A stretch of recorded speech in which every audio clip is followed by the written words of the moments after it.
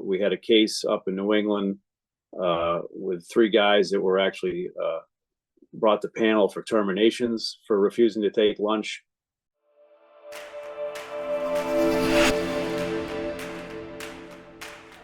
The facts, dates, and events presented in this video are from the member's best recollection and may not be fully accurate. This video is intended for entertainment purposes only. Always consult with your local union about your rights and duties at your workplace. The opinions shared on this video are our own and do not necessarily represent my employer's positions, strategies, or opinions. All views shared are protected under the National Labor Relations Act. What is going on, everybody? So today I have Greg Kerwood out of Local 25 in Boston, and we are covering lunches. I made a video about 2 years ago with Bobby Hoyt and Donald discussing this, and I think it's time to do an updated version of that. You know, we have a lot of drivers out there that have this nasty bad habit of skipping lunch. And we're going to go cover why that can be detrimental to your job and also just the ins and outs. And I guess we'll get into the first thing. You know, Greg, we have this new contract out. Has the lunch language changed at all in the new contract? That's a great question that unfortunately can't be answered. Lunch language is supplemental. It's different for everybody in every different region of the country. So your lunch language may have changed. Ours did change in New England, or it may not have. But it's very important that people understand, because we see folks arguing all the time online, getting very heated about what is the way that it quote unquote works. It's different for everyone. Some places have an hour lunch. Some places have a half an hour lunch. Some places have anything in between. Some places have a very small window when you can take lunch. Some have a very large window. So it's very important that if you don't know how your lunch works or when you're supposed to take it, that you talk to your steward, talk to your business agent, and get the right information for your supplement. Exactly. And also, you know, you can always dig in your contract and read it for yourself. But Greg's absolutely right on that. It's, for whatever reason, probably one of the most divisive things I've seen online.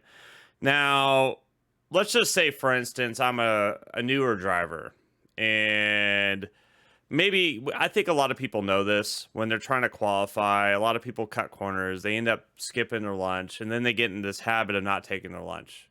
But then they get burned out. Management starts loading them with more and more stops. They go without longer and longer days, and they're getting exhausted. And they're like, you know what? Now's the time I want to start taking lunch. What tips can you give a driver in that position?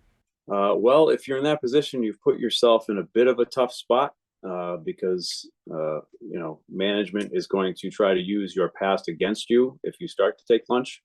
However, the contract is on your side, so if you're following your lunch rules, you know, there's not too much they can do about it. They can't. They can try to harass you over it and threaten you with discipline for your past behavior, but at the same time, they can't tell you that you're not allowed to follow your contract and take your lunch. So if you have to get a warning letter for not taking it in the past, I would take that warning letter and bite the bullet and start fresh and start taking your lunch and doing what you're supposed to do. And so let's say you're a cover driver and you're covering someone's route, and it's all commercial, and let's just say that you have pickup or you have deliveries all the way up to 4 o'clock. Then you got to start your pickups, and there's no time for lunch. You're going to end up having missed pieces. What do you do in that situation? Well, what you don't do is skip your lunch to get it done.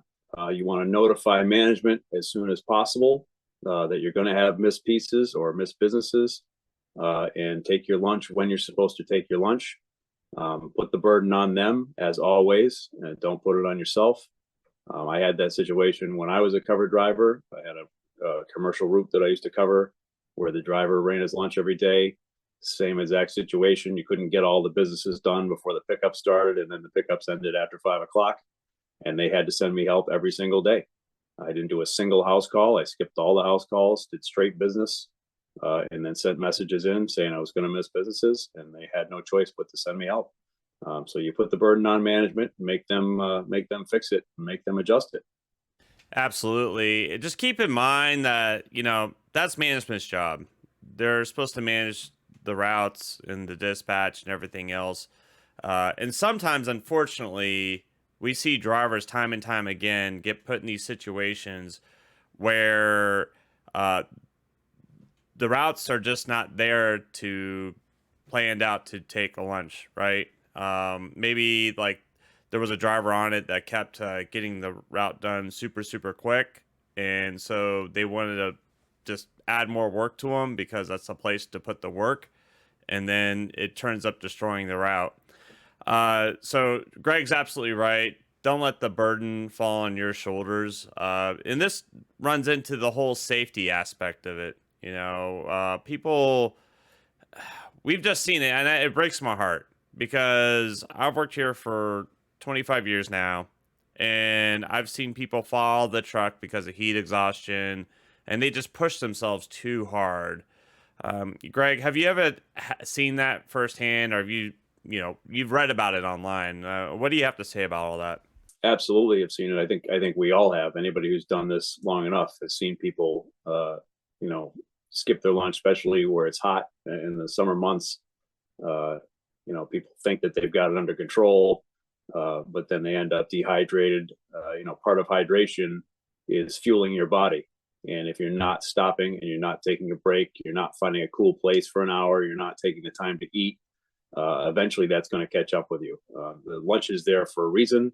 We put it in the contract as a protection for our members to have their time in the middle of the day to take a break, to recharge, and to help them work safely and keep themselves in good physical shape. It's not what some people view it as some kind of obligation or burden that is imposed on them or limiting their personal choice. It's there to protect you, and it's there for a reason.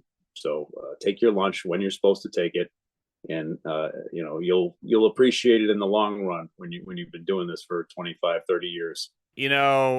When you try to push yourself to go faster, faster, faster, and this just is my experience, is it brings a lot of frustration. Uh, the little hiccups throughout the day, that happen is going to be more frustrating. You're going to get, hey, listen, we need to go help out David Allen or whoever else, take work off of him, even though you've been busting your butt all day.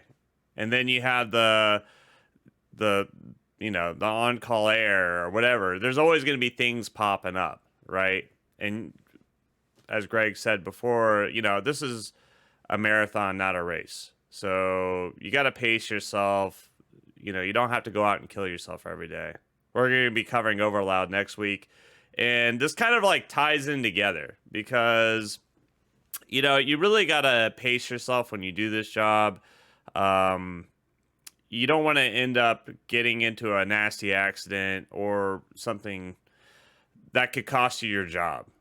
And I think Greg has seen it time and time again. I've definitely seen it time and time again where people try to do these cutting corners trick to try to get done early. Unfortunately, it costs them their career. So we'll get into more of that next week. Now, there's something else I want to go on to, and that's just, how you take your lunch, right? And this is a heavily debated subject online. All right, so under my supplement in my region, in my local, to take lunch, you have to clock out when you break trace. The moment that you stop the progress of a package is when you clock out. And then when you clock back in is when you're progressing the package or you come back on trace. Now, in a lot of regions, it works that way. Not all regions. So I've made that mistake in the past because I've called around to other locals and seeing how their practice works. So understand that's like more of a practice more than just, any sort of DOT law or anything like that. And I see that a lot often as well. People say, oh, it's a DOT law that, you clock out when the wheels stop. Now, there is a DOT law that covers restroom breaks. And the way that works is if you have to use the restroom, it's on the clock and you're allowed to drive to the closest facility that has a restroom.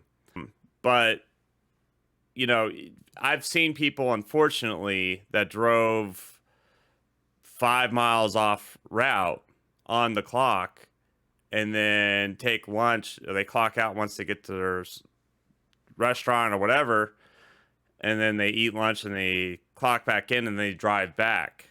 And I've seen people lose their job over this.